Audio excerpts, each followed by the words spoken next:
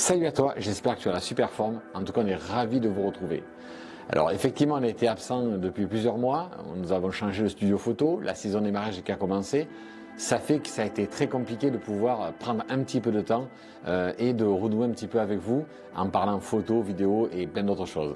Alors pour notre tour, nous avons choisi comme nouveau sujet de te parler de ceci. Alors je sais très bien que tu n'ignores pas ce que c'est. C'est un flash.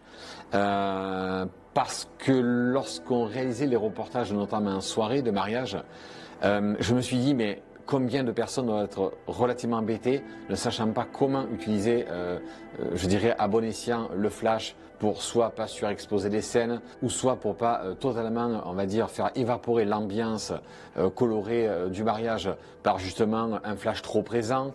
Voilà, je me suis dit, peut-être que ça pourrait t'intéresser de savoir comment l'utiliser, enfin du moins, on ne va pas faire un tutoriel savoir utiliser un flash. Je vais partir du principe que tu sais utiliser un flash Cobra. Mais je voulais aborder quelque chose que on va pas forcément beaucoup utiliser, mais en soirée, ça va être, je dirais, pour ma part en tout cas, une arme. C'est une arme terrible pour pouvoir faire la différence avec des personnes justement qui vont photographier, arroser à coups de flash et te faire disparaître les ambiances de soirée. Alors on va pas blablater pendant 2 ans. Je vais le connecter sur mon R5 et je vais braquer la caméra dessus pour t'expliquer exactement ce qu'il en retourne. Alors avant de basculer sur l'explication, on va dire du flash, du moins l'astuce que je vais te donner aujourd'hui concernant la photographie au flash en soirée, il est important à savoir que le flash, lui, effectivement, va, en fonction de la dose que tu vas lui donner, du moins la force de l'éclair que tu vas lui donner, va effectivement éclairer la scène. Mais, alors je vais prendre un exemple, on va dire concret, ouverture de bal par exemple, un couple enlacé qui danse, où là souvent les mariés, entre fumée lourde, éclairage un peu spécifique sur eux, ils ne vont pas forcément vouloir que tu leur dénatures leur scène, du moins telle qu'ils l'ont vécue, avec un arrosage massif du flash.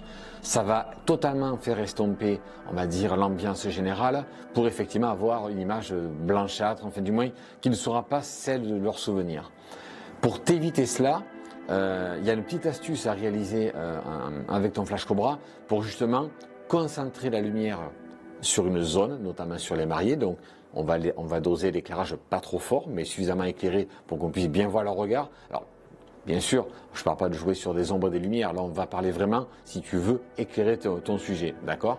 Donc si tu veux éclairer ton sujet, je vais te montrer comment éclairer ton sujet tout en préservant ta scène du flash. Voilà, c'est très important parce que de garder la scène ambiante et d'apporter juste la touche nécessaire sur les mariés en termes d'éclairage flash. Tu verras, c'est vraiment pas complexe à mettre en œuvre, il faut juste y penser et connaître l'astuce. Allez, c'est parti. Alors nous voilà face à notre flash. Là, bon, pour l'occasion, c'est un flash Canon 600 EX RT. Mais je dirais n'importe quel type de flash pourra faire l'affaire, du moins qui est équipé de cette fonction zoom. Je m'explique. Tout va démarrer à partir de là. Voilà. Une fois devant notre panneau de commande de notre flash, on va se rendre compte qu'il y a quelques informations plutôt intéressantes. Le premier, c'est noté ETTL. Donc là, ETTL, ça tu peux changer ce mode-là en manuel, ETTL, multi, bon, peu importe, ce bouton-là va te permettre de choisir ce mode. ETTL pour version automatique où le flash va se régler entièrement automatiquement sur la dose de l'éclair, d'accord? Ou si tu veux avoir un contrôle parfait de ton flash, tu te positionnes sur M, ok? Mais peu importe le mode, l'astuce dont je vais te donner fonctionne sur les deux cas, aussi bien ETTL que manuel. Une fois que tu as pu remarquer donc ce mode qui permet de jouer donc sur le mode de flash, si tu remarques ici en haut à droite, tu as ce qu'on appelle le zoom. Là, il est sur 24 mm. Qu'est-ce qui se passe? L'appareil, lorsque tu vas zoomer, allez, je vais le faire directement. Si je zoome, si tu peux remarquer, là par exemple, c'est un modèle qui va jusqu'à 35 mm, ton flash va déterminer effectivement que tu es bien à 35 mm et doser le flash qui est nécessaire, du moins l'éclair de flash qui sera nécessaire. On va revenir un petit peu en arrière. Voilà. Donc, comme tu as pu remarquer, la valeur qui est indiquée ici va dépendre de la manière que tu vas zoomer. Donc, plus ou moins fort, ça va donner donc une valeur plus ou moins forte. Alors, l'astuce est la suivante. Comme tu peux remarquer, là, je suis donc à 20 mm. On va rester à 20 mm parce que, imaginons, je veux photographier donc la scène intégrale, donc c'est-à-dire mon sujet et le décor complet, ok. Mais pour autant, je ne veux pas que mon flash arrose toute la scène. Et on va comment dirais-je, le tromper à quelque part. C'est qu'on va appuyer sur ce petit bouton ici, donc celui-là, et on va modifier la valeur du zoom, d'accord. Donc on va le mettre ça va jusqu'à donc à 200 mm. Qu'est-ce qui va se passer?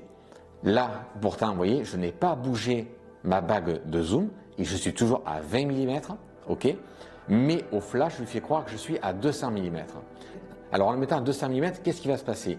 Là, je vais donc en fait resserrer mon faisceau de flash. Le flash ne va pas arroser toute une scène, d'accord, mais il va arroser plutôt le centre de l'image, d'accord. Donc c'est là l'astuce. Au moins ta scène va être parfaitement préservée à l'exposition que tu auras décidée, et le flash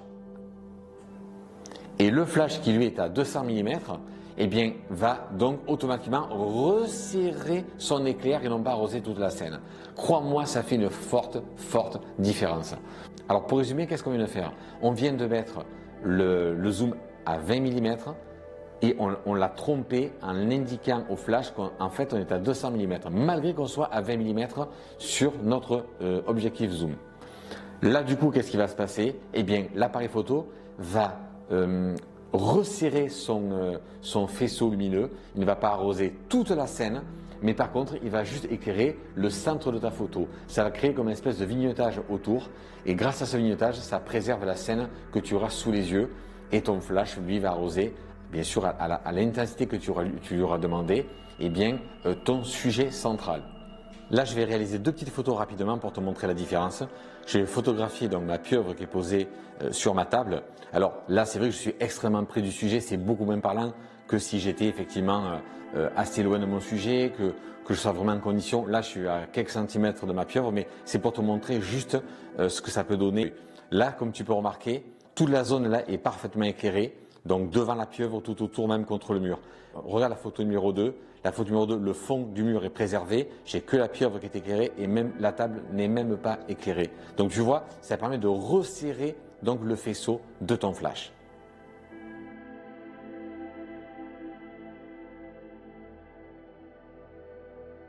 J'espère que cette astuce va te permettre de faire de jolies photos de soirée en préservant justement la scène et en donnant un petit coup d'éclat à ton sujet.